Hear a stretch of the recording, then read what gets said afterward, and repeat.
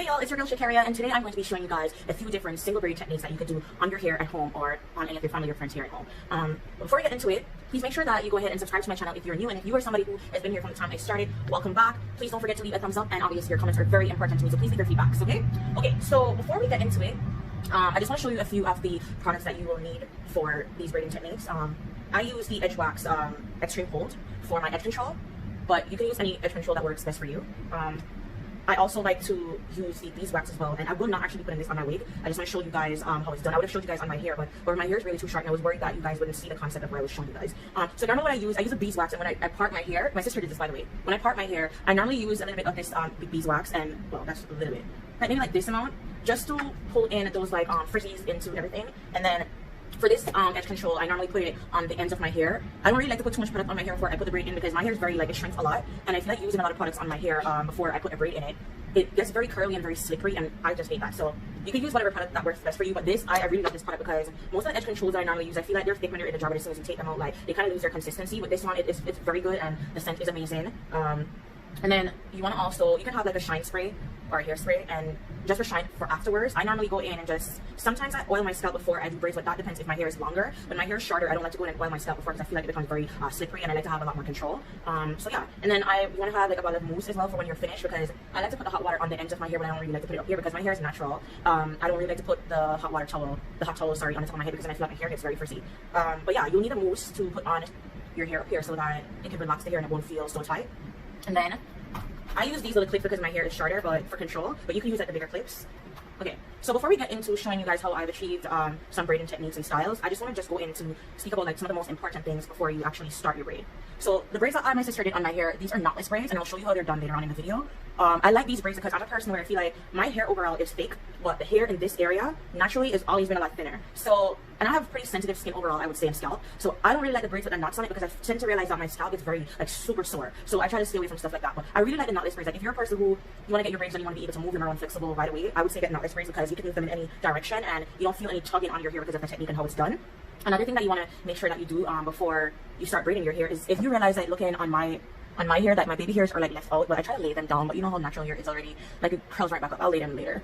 But you want to make sure that you don't have any of your baby hairs inside your braid, and even around these areas and in the back here, you want to make sure that these hairs are not pulled into the actual braid, because what happens is that every time you have to move your hair, or you want to put your hair up in a bun or change the style, it's a lot of tugging that's happening on your hair, and since you still want your edges after you remove these beautiful braids out of your hair. So that's just what I prefer. If you want to get your edges pulled out, so be it, but especially because I have a big forehead and my hairline already goes far back, I'm trying to save my edges. So so the best comb that I could recommend for you to use if you're going to do braids is to use a rat tail comb, because this iron that's on it, it's pretty easy to part the hair and it gives you really clean partings.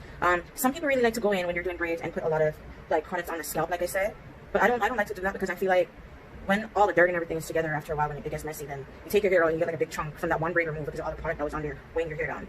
However, I like to buy the braiding hair that was already feathered out, because I don't really like to sit down and have to do all of that extra work.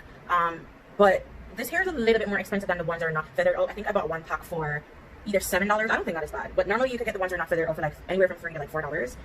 I like the ones that are already feathered out, because I feel like it saves me a lot of time. Like I don't have to go in, and when my braids are finished, I don't have to go in and cut anything.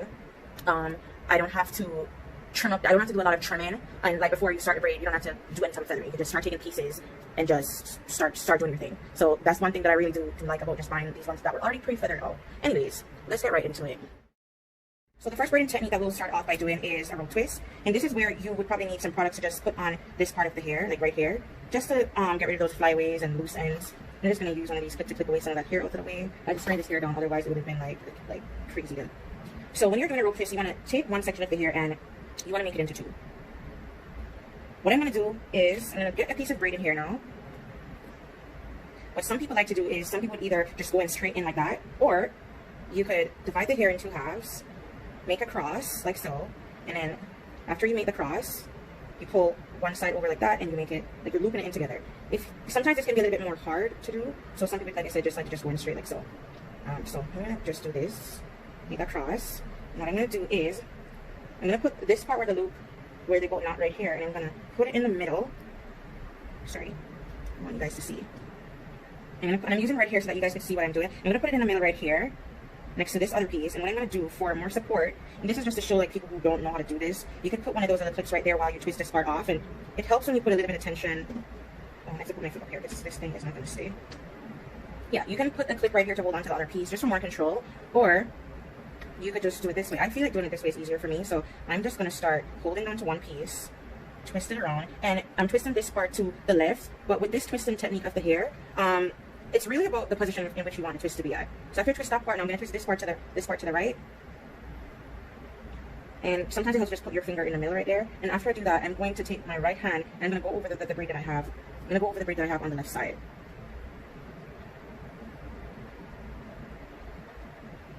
It's really hard doing this stuff on this wig, but you're just going to keep going.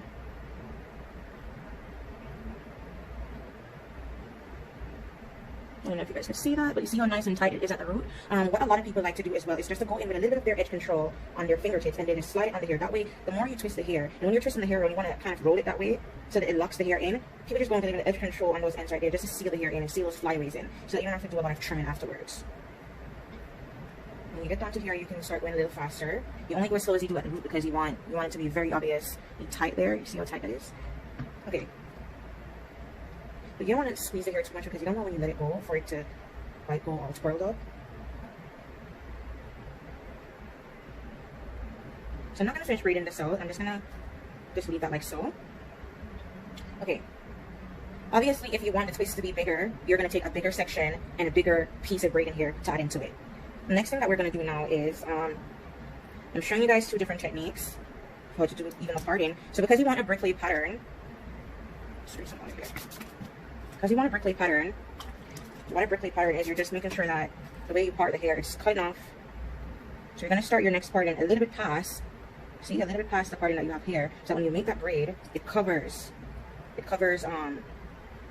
any space that is there, so it doesn't seem like you're seeing your scalp so much. So I'm pulling this hair out of the way.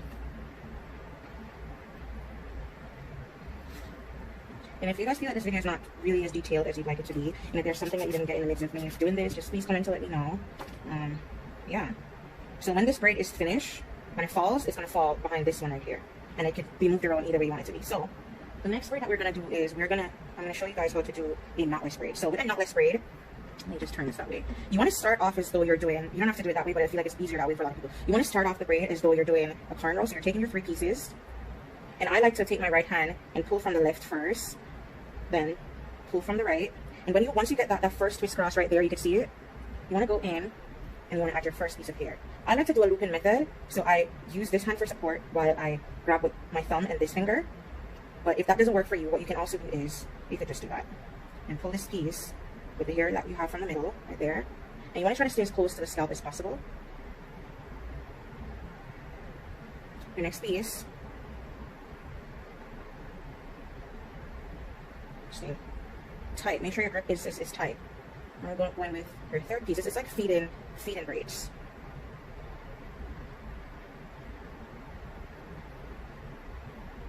And I can just slip it off.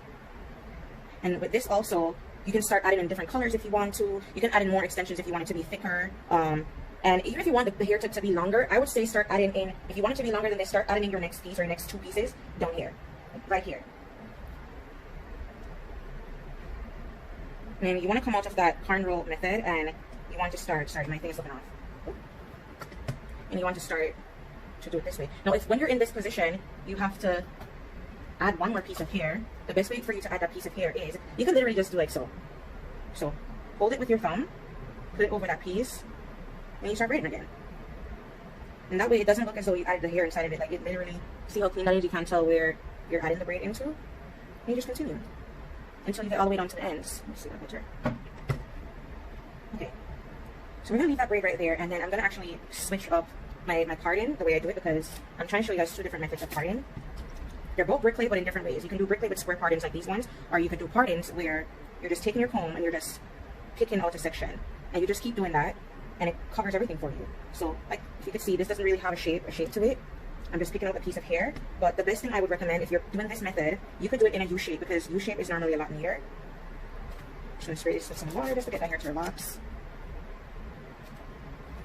And then now I'm going to show you guys how to do a braid that has the knots in it, but I'm going to show you two different ways how to do it. So, for this part, you can either join it like an X, right? You can join it like an X. You want to put this finger right into the middle of here, and then you turn it and put it so. But you want to make sure that this part of the knot is in between there. So what you're going to do is that you're going to have 3 pieces of hair, right?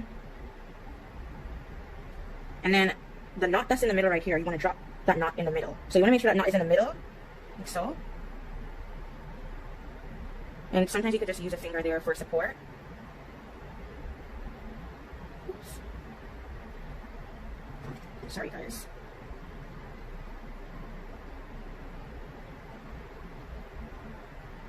And you want to keep braiding as close to the scalp as possible right now, and your grip needs to be like real tight when it's at the scalp, because you want to make sure that hair lasts that time for a while, or yourself for a while, without slipping out. So I'm not going to finish the braid out, but I just want to show you how it is, what it's supposed to be, like so. So that's a braid with a knot on it. Another technique that I find is pretty easy for a lot of people, and I want you guys to pay very clean attention to my fingers. I'm not going to finish braiding it out. We're still doing that method where we're just taking a little piece, and there's really no order in where you take that next piece from, because you'll just look at it and see where you're supposed to. So we're going to take some water again, because now I want to be putting edge control on my braid, because I have not worn this braid as yet, and mess it up. Make sure you have very clean sections. Very clean section. Very clean section. Okay, so this one that we're doing, it's still not a knotted braid, but instead of taking the cross and taking it all the time, we're going to do it like so, because a lot of people find it a lot easier to do it this way and faster. So the hair is going to be like that. You're going to take your middle finger, your thumb, make sure that the hair is even at the bottom. Now, I don't have a good grip on that. You take your index finger, and you're just going to go in. I'm going to make this very slow. So see, you're holding onto there, you're going right in like so. Okay. So at this point, this is what you're supposed to have. 1 strand, 2 strand, 3 strand. Okay? So now, what a lot of people do for this part, you like to put some gel or edge control right here so that the hair could be a little bit smaller, like so, that way it's easier to grip. And you're just going to grab your actual hair with your index finger and your thumb, like what I have right here, with the right hand that you have the braiding hair in. Okay? And this is the first strand of hair that you had first. I have that there. And then for the middle right here, you're actually grabbing onto your actual hair and the middle strand. See, right there, and then you get the concept. Now, the first thing that you're going to grab is the hair furthest to the left. And then, like, if you know how to braid hair, like to actually do like a braid, you will just get this concept of just repeating the same thing over and over until you get to the end of the braid. Make sure, guys, make sure that your grip down here is pretty tight. Well, not too tight because you're going to pull away the person's hair. But make sure that your fingers are staying onto the scalp, because that's how you actually get a tight braid without, you know, like the braid being all the way up here and you can see your hair down there. Just going to change our hand motion and just continue this way until we get to the end of the hair. What a lot of people also like to do in any part, even if you're doing the twist or the knotless braid or whatever, if you take a little bit of oil, like air oil or moisture, just to put on the braid, what it does, it helps you just glide over the strands a lot faster, and in no time that you're finished. So this is what your hair is supposed to look like afterwards. See that nice knot right there? Okay. Alrighty guys, so that is the end of this video. If you guys really like this, please let me know. Don't forget to subscribe again. Please leave your thumbs up, and if there's any more videos that you guys would like for me to make, or things that, you know, you guys are already certain of doing and you'd like for me to do a video on it, please be free to go on my Instagram or on YouTube and message me and let me know, because a lot of people do that, and that's actually one of the reasons why I'm doing this video as well. So stay tuned, and we will see each other again.